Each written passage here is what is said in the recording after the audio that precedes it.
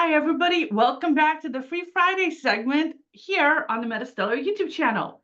Are you looking for some free science fiction and fantasy books to get you through this weekend? We've got them.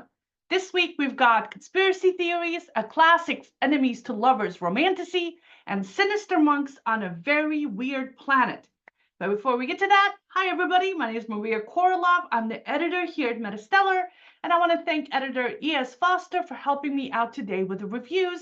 And Emma is here with us today. Hi, Emma. Hello. Oh, so let's skip over all the boring administrative stuff and get right to the books.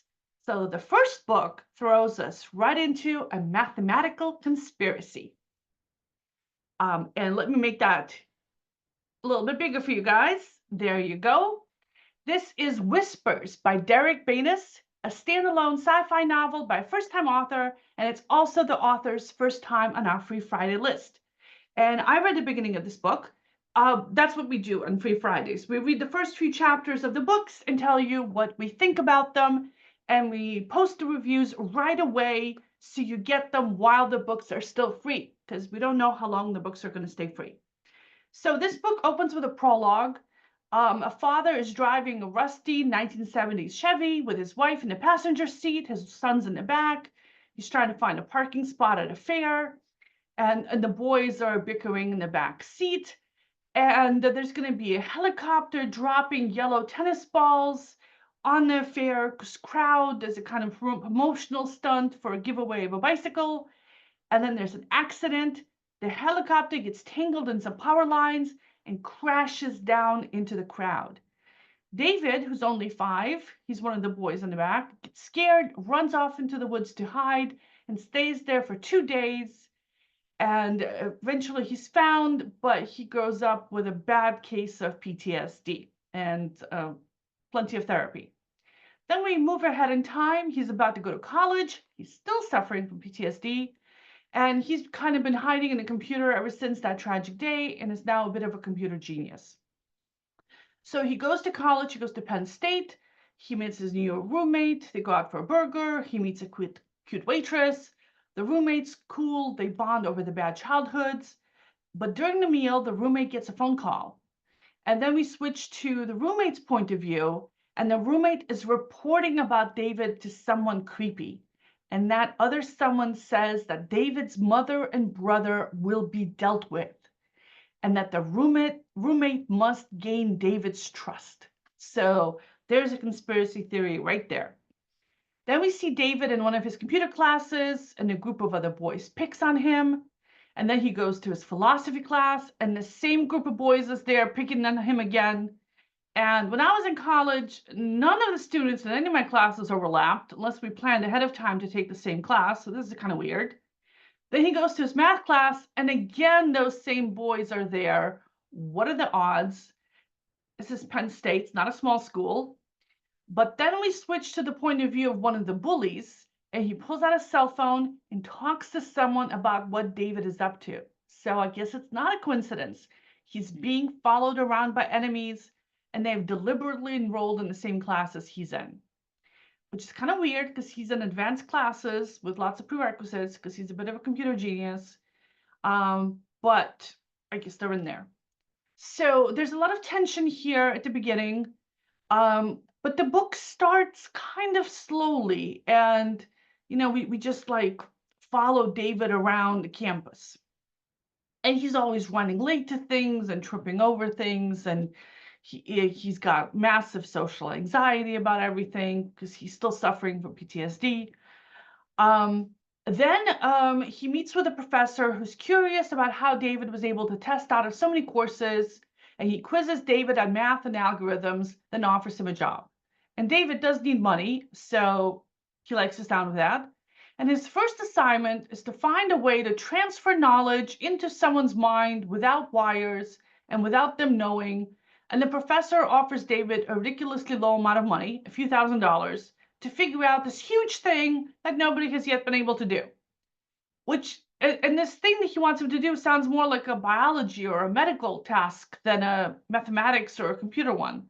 So it's a very weird question for a professor to ask, but at least it's a sci-fi-ish question. But even though I'm a big fan of computer nerds, I'm not really connecting with David as a character, and the book does move really slowly for me, so I don't think I'm going to be sticking with this book. But the next book is a little bit more fantastical with full-on Norse mythology and lots of action.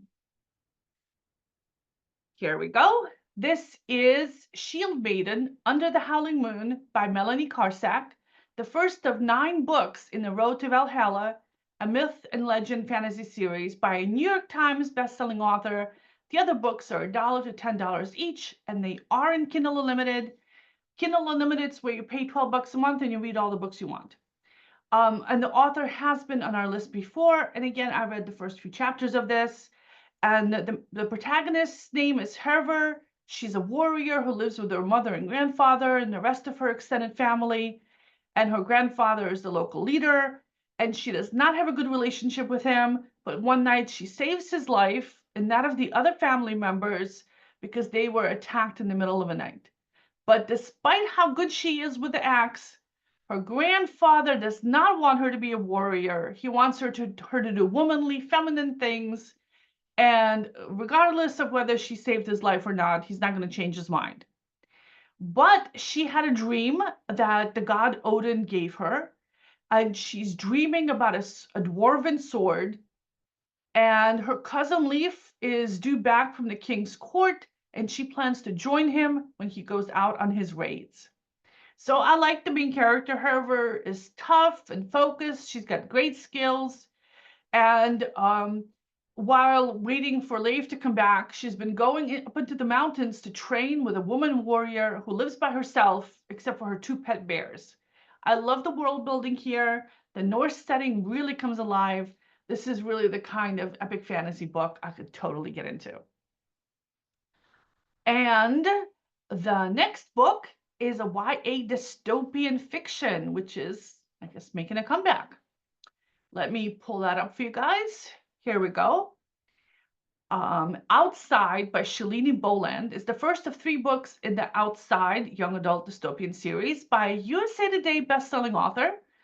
The other books are $4 each, and they're both in Kindle Unlimited. This is not the author's first time on our Free Friday list, and Emma read this for us. Emma, what did you think of this book? I thought that the premise of this one was really cool, actually. It had been a long time since I read any YA dystopia, because it felt like the genre kind of died out a little bit, but I really enjoyed this one. So the story begins in dystopian Britain. There's a mysterious woman driving down the road. Something thumps against her car, but she doesn't get out to go check, even though she thinks she possibly hit someone. There, a lot of the time on this bizarre dirt road, this back way that she's going down, people like to pretend to be hit by cars so that when the person gets out, they can steal their car and supplies. So she just keeps on going. And that kind of serves as the prologue. Then it shifts to Riley. She's this young girl. She's living with her parents and her younger sister in what's called the perimeter. It's this type of complex that's meant to protect everyone from the outside world, kind of like a military base almost, but lots and lots of people live inside it. She's lived there her entire life. Like, ever since British civilization completely collapsed, everything fell into chaos. So one day, her parents call her down and they inform her that her younger sister Sky has just died. Her friend Luke discovered the body the day before, and he was arrested as a suspect. And so Riley is very shaken by these events. She really wants to know what happened. And she finds out from one of the many guards patrolling the area that nobody believes her sister's death was an accident. She ended up falling through this glass wall and a pool house, but there was a piece of glass that conveniently slit her throat open. So people think that this might have been a murder. Riley is desperate to find out more, and luckily, Luke is released and the police discover the real culprit. It turns out that this person was an outsider, so someone outside the protective perimeter. He had sneaked in underground, and before this guy can be punished, he actually escapes his cell and goes on the run. So he isn't able to be punished for Sky's murder. So, shaken by all these events, Riley tries to prepare for Sky's funeral, and at the same time, she starts forming a plan. She wants to catch the killer, and she decides to enlist Luke's help. But this might involve leaving the perimeter if she's going to find this guy. So, like I said, I really enjoyed the premise of this story. I like the idea of a dystopia where things are really bad on the outside and kind of idyllic on the inside, and then that whole reality is shattered. They have to escape that place where you think that everything is going to be okay, but it's not. I really enjoyed the fact that the stakes were high from the beginning. So the story does move fast in certain points. Like in some cases, there are sections of exposition where it just goes through a ton of events within a few paragraphs. But all in all, I really wanted to find out more and to keep reading and see what happens. All right, thanks. Now, if you want to spice things up, our next book is a classic enemies to lovers trope come to life. And let me make that a little bit bigger for you guys.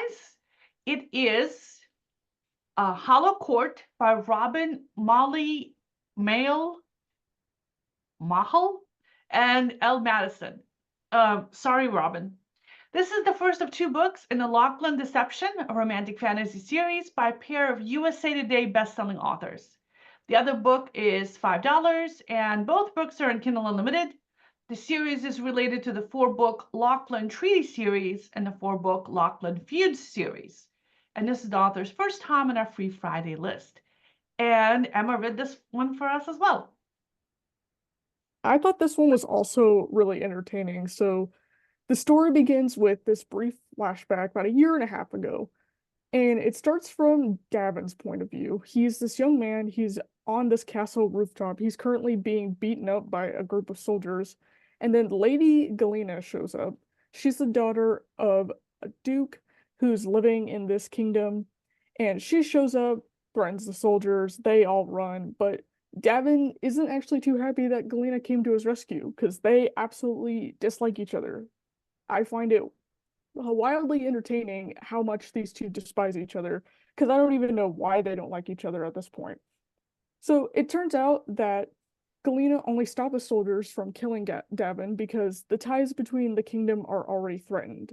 And actually, Davin is only there because he and his cousin were kidnapped and taken into this kingdom, basically to live there until someone decides that whatever they want to do with them, that's either they're going to marry them off to somebody in the kingdom, and like that's kind of how all the kingdoms are interconnected and how they form ties with everyone. So it's no wonder it's kind of tentative. But he kind of says jokingly like he owes her a life debt. No, neither of them take the vow that seriously. So it moves to the present, year and a half later. Galena is now betrothed to a man named Alexei, but she sees it more as a captivity and imminent loss for freedom. This guy's pretty abusive. He doesn't like her looking at any other guys, even if she's just minding her own business and not actually making eyes at anybody. So Davin, on the other hand, has had a change of fortune.